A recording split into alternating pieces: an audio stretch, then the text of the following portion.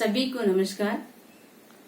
बच्चों, आपने मेरी पिछली वीडियो में संगीत और स्वर दोनों की डेफिनेशन अच्छे से सुनी होगी, समझी होगी। तो हम अगली वीडियो में हम सप्तक की तरफ बढ़ रहे हैं। जो हमारा अगला टॉपिक है वो है हमारा सप्तक। कि सप्तक क्या होता है? 7 स्वरों का समूह, यानी सारे गामा पादानी सा। ये क्या कहलाता है? एक सप्तक, यानी क्रमानुसार 7 स्वरों को गाने बजाने को सप्तक कहते हैं। और सप्तक को ध्यान रखना है कि इसको स्थान भी बोला जाता है। तो जब सप्तक के स्वर क्रमानुसार एक दूसरे से ऊंचाई में चलते जाते हैं, जैसे सा से ऊंचा रे से ऊंचा गा से ऊंचा मा, इस तरह से हम आगे बढ़ते जाते हैं। तो सप्तक क्या हुआ? 7 स्वरों का क्रमानुसार एक समूह क्या कहलाया है? सप्तक। तो सप्तक भारतीय संगीत में कुल 3 सप्तक होते हैं। पहला सप्तक है मंद्र सप्तक, दूसरा मध्य सप्तक और तीसरा तार सप्तक। मंद्र यानी बहुत नीचा, मध्य बीच का और तार सप्तक ऊंचा। तो इसके वर्ड से भी इसका मीनिंग समझ आ रहा है हमें कि ये 3 सप्तक कहाँ कहाँ स्थान रखते हैं इनका। तो हम सबसे पहले हम पढ़ेंगे मंद्र सप्तक। हम पहले सप्तक को मंद्र सप्तक कहते हैं। और मंद्र सप्तक के स्वरों की आवाज साधारण आवाज कौन सी? जो मध्य सप्तक की होगी, ना ज्यादा ऊंची ना ज्यादा नीची। तो इसलिए साधारण आवाज से दुगनी नीची होती है, तो उसे हम क्या कहते हैं? मंद्र सप्तक। और मंद्र सप्तक के स्वरों का जो उच्चारण होता है हम हृदय से करते हैं, अंदर से निकलता है। उसमें अंदर से गले से कम और हृदय से ज्यादा निकलता है।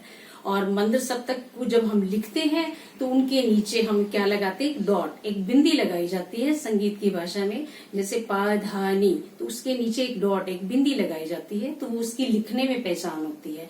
और गाने में पहचान क्या है? जब हम मध्य सप्तक, नॉर्मल आवाज, साधारण आवाज से दुगना नीचे आ जाते हैं तो वो क्या कहलाता है? मंद्र सप्तक। तो अगला है हमारा मध्य सप्तक।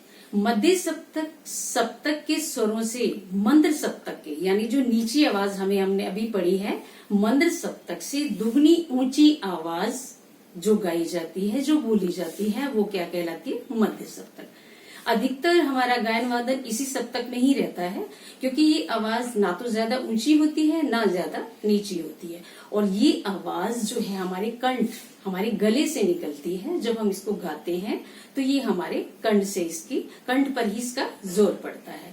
और जब हम इसको लिखते हैं तो हमें इसकी कोई चिन्ह की इसकी जरूरत नहीं होती है। इसलिए इसको जो नॉर्मल आवाज कहते हैं ये मध्य सप्तक की है, इसका कोई चिन्ह नहीं होता। तो अगला है हमारा तार सप्तक। तार सप्तक गाने के लिए जब मध्य सप्तक से हम दुगनी ऊंची आवाज में चले जाते हैं, जब मध्य सप्तक से दुगनी ऊंची आवाज गाते हैं तो वो क्या कहलाती है? तार सप्तक।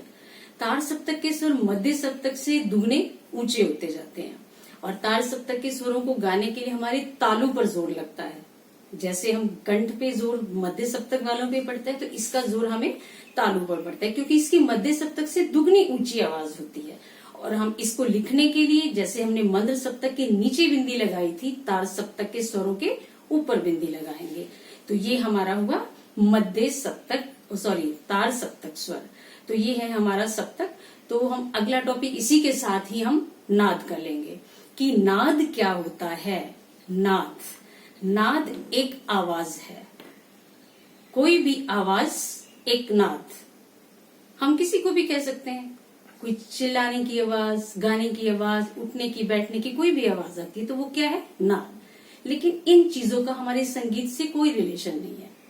नाद, संगीत उपयोगी नाद वो नाद होता है जो हमारे कानों को सुनने में अच्छा लगे। ये जो चीखने चिल्लाने की आवाज, ये शोरगुल नाद कहलाता है। इसका हमारे संगीत से कोई संबंध नहीं है। तो इसलिए हम नाद की परिभाषा कैसे देंगे?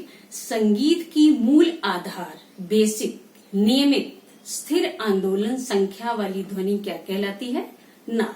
तो नाद क्या हुआ? संगीत उपयोगी आवाज जो हमारे कानों को सुनने में अच्छी लगे, वो क्या कहलाई? नाद।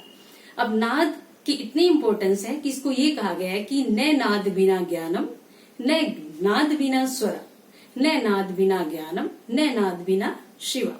कि नाद के बिना गीत की उत्पत्ति नहीं हो सकती, ना ही स्वर की उत्पत्ति हो सकती है, और ना ही हमें ज्ञान प्राप्त हो सकता है, और ना ही कल्याण हो सकता है। नाद की इतनी महत्ता है। तो अब हम आगे पढ़ेंगे कि नाद के कितने प्रकार हैं। नाद के 2 प्रकार हैं। पहला है अनाहत नाद। अनाहत, इसकी साउंड से भी समझ आ रहा होगा आपको कि जो बिना संघर्ष के पैदा होता है, जो बिना आहत के पैदा होता है, वो क्या कहलाता है? अनाहत नाद। अनाहत नाद केवल ज्ञान से जाना जाता है। इसके लिए कोई संघर्ष करने की जरूरत नहीं पड़ती, क्योंकि ऐसा नाद जो अंदर, हमारे अंदर से उठता है, अंदरूनी आवाज से।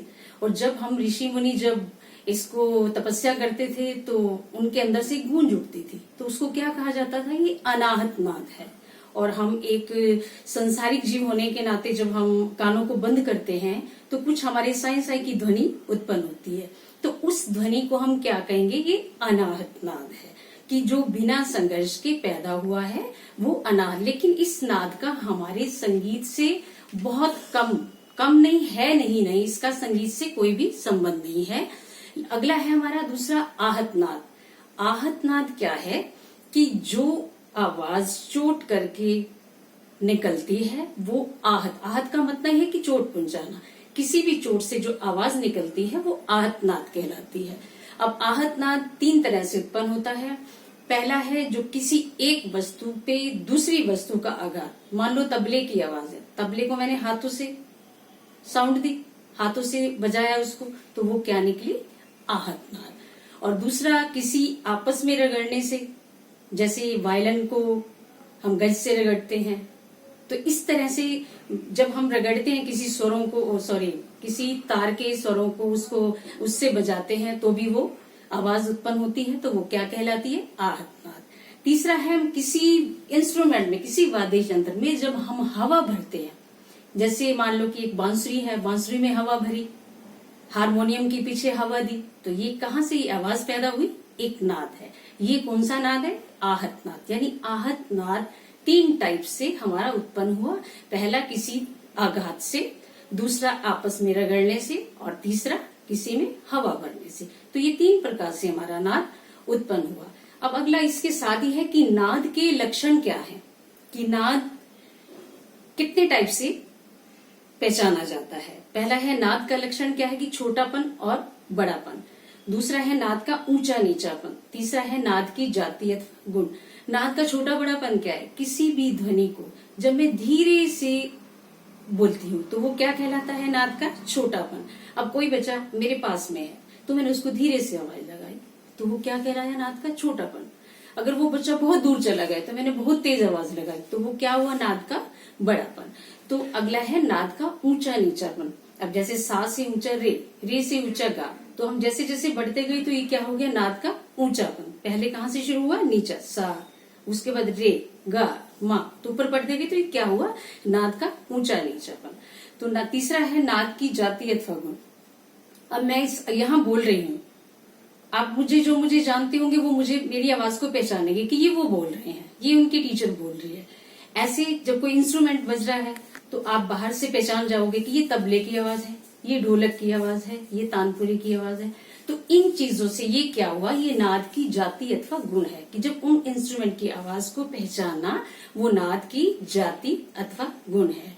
और इतना ही मैं आपको बताना चाहूंगी। और इसके बाद अगर आपको इसको और पूरी डिटेल में आप इसको पढ़ना चाहोगे तो ये मेरी लिखी हुई बुक संगीतिका है, जिसको आप अच्छे से और डिटेल में इसको आप पढ़ सकते हो, इसको समझ सकते हो। धन्यवाद।